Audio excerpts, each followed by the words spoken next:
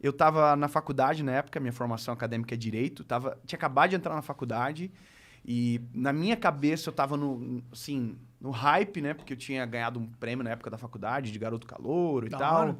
Tava fazendo propaganda de televisão e de rádio na época Ó, pra faculdade. massa. Eu tava me achando que eu tava no hype. Só que por trás havia um vazio muito grande. Havia um déficit muito grande.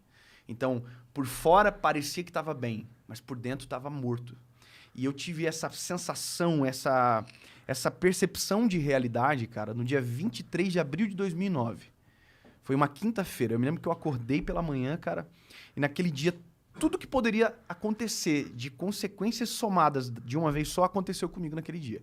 E aí são detalhes mais longos e tal, mas resumindo, cara, o final desse dia, que foi pra mim o pior dia da minha vida e o melhor dia da minha vida, eu tava dentro da Câmara dos Vereadores, na época da nossa cidade, tava tendo uma audiência pública sobre algum tema na época, e eu me lembro de eu entrar dentro do banheiro da Câmara dos Vereadores, cara, colocar um monte de papel na boca, assim, pra gritar e ninguém ouvir, sabe? De tanta angústia, cara. E aquele dia foi, pra mim, um marco, porque eu saí dali, pensei em suicídio, eu me lembro que os pensamentos, assim, eu tenho um rio na nossa cidade, que é um rio Cachoeira, o nome, é um rio poluído, e eu fiquei pensando, cara, se eu me jogar aqui, eu sei nadar, pô, eu não vou morrer. Aí pensei de me jogar na frente de um carro. Falei, cara, e se eu ficar paralítico? Pô, eu vou incomodar minha mãe e meu pai pelo resto da minha vida e não vou conseguir morrer. Pra entender o nível, né, do que estava passando dentro do meu coração. E aí, cara, naquele dia, eu procurei duas coisas. Eu procurei um irmão da igreja que passava por mim quando eu ia para o colégio. Ele passava por mim de bicicletinha cantando o hino, assim. Ele cantava o hino assim, caminhando eu vou para Canaã, pá, pá, pá. E um dia, e eu sempre olhava ele quando eu era mais novo, olhava aquilo e falava assim, mano, que cara ridículo. Eu tô envergonhando a igreja, que coisa absurda. Olha só, eu achava aquilo ridículo.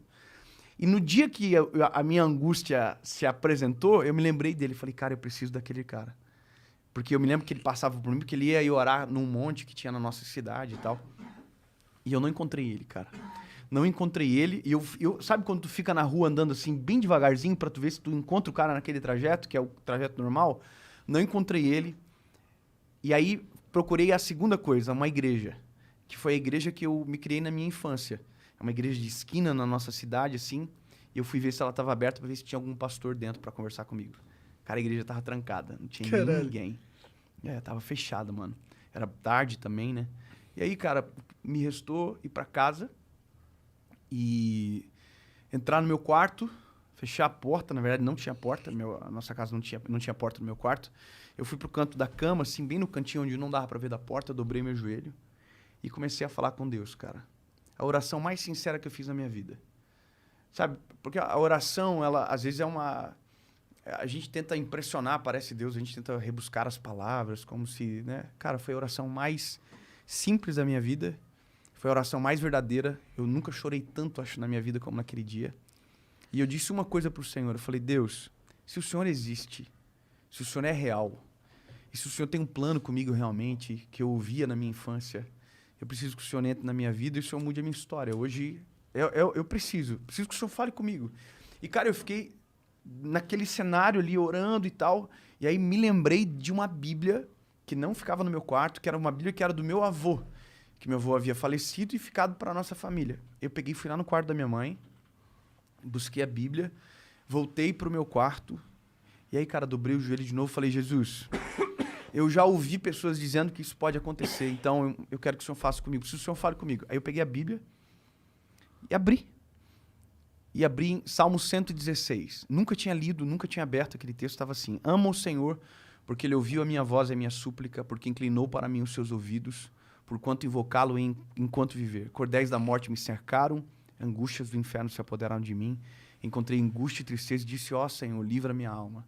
Bom é o Senhor, justo Ele é, Ele salva. Cara, era a minha história. Eu clamei ao Senhor, os cordéis da morte me cercaram, eu tive muita angústia. E aí eu comecei a chorar e falar, Jesus, o Senhor é real e tal, mas eu preciso que o Senhor fale comigo de novo.